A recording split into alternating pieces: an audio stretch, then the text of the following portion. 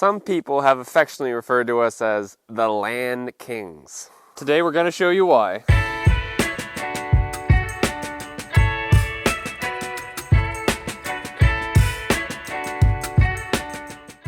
So today we're at a 2.5 acre lot that we have listed. It's in Deep Cove, and we thought we would take you around to show you what we look for when we list vacant land. So the first thing you're going to notice when you go look at a piece of land is whether it's on a public road, a private road, or if it has deeded access.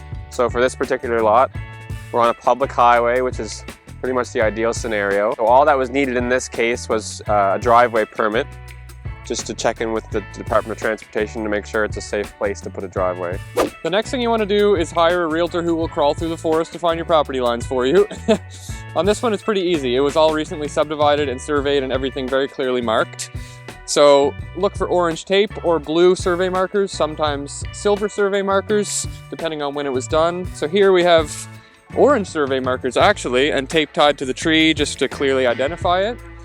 And usually if you find one, you can follow the line down to the rest of it. So in this case, the line crosses through this side of the driveway and continues down on the left of the driveway in question. A lot of the time in rural Nova Scotia with a lot of older subdivisions, there's no recent survey plans or subdivision plans available.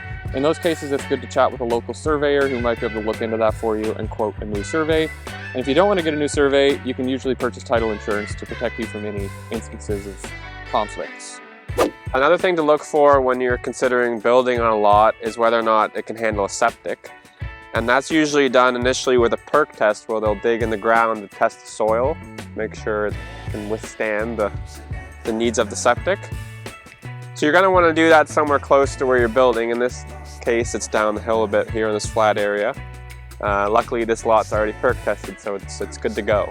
Another thing you want to look into before purchasing or making an offer is whether there are any easements or rights of way through the property. A lot of the time this will be the case with private roads or newer subdivisions. In this case, there is a shared access point for two lots. So the lot on this side has an easement over it for access to the lot on this side. It can sometimes become an issue in regards to road maintenance, or if you have a dispute with your neighbor over the power lines or poles, but a lot of the times it's not a big problem. So another thing you need to look for when you're looking at vacant land is how much swampland there is on the property. Swamp is difficult to deal with because you can't really do anything on it. You can't build driveways, you need to keep your septic a certain amount away from it, so it does detract from the value of the land. We've got some swamp here on the right. Of course, when you're dealing with vacant land, you need to look at the trees, what's here. Whether or not it's hardwood, softwood, whether or not it's been clear cut recently. In this case, there's a lot of tall spruce. And you can usually tell when a woodlot's been taken care of, whether or not it's been thinned out over the years. Unless you have services available, municipal services for water, you're going to need to install a well.